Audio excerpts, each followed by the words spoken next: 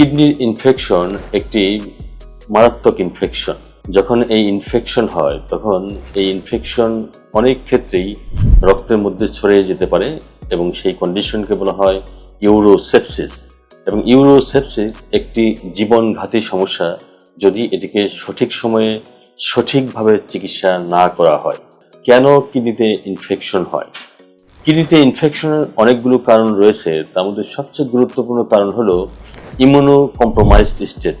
মানে হলো কোনো ব্যক্তির যদি রোগ প্রতিরোধ ক্ষমতা কম থাকে, যেমন যাদের ডায়াবেটিস রয়েছে, যারা রোগ প্রতিরোধ ক্ষমতা কমে এই ধরনের কোনো ঔষধ খাচ্ছেন, যেমন কিডনি ট্রান্সপ্লান্ট রোগী, যারা ইমিউনোসাপ্রেসিভ মেডিকেশন নিচ্ছেন, এছাড়াও যারা অপুষ্টিতে ভুগছেন, ক্যান্সারের রোগী অথবা বয়স্ক রোগী, তারাও কিন্তু এই কিডনির ইনফেকশনে ভুগতে পারেন।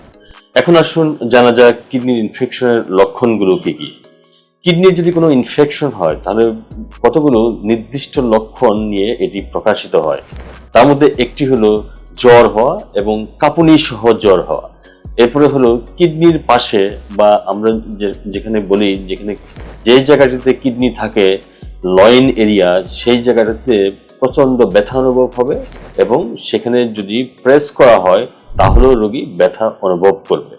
এরপরের লক্ষণটি হলো রোগীর বমি বমি ভাব হবে এবং বমি হয়ে যাবে।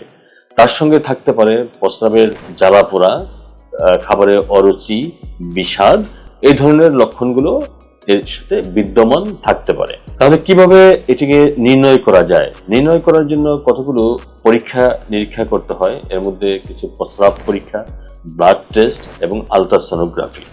আর ট্রিটমেন্ট কি হবে? ট্রিটমেন্ট হবে রোগীকে হসপিটালাইজ করতে হবে, হাসপাতালে ভর্তি করে তার যদি রক্তচাপ কমে যায় সেটিকে নিয়ন্ত্রণ করতে হবে, প্রয়োজন বোধে আইভি ফ্লুইড দিতে হবে এবং সবচেয়ে গুরুত্বপূর্ণ যেটি সেটি হলো আইভি অ্যান্টিবায়োটিক শুরু করতে হবে।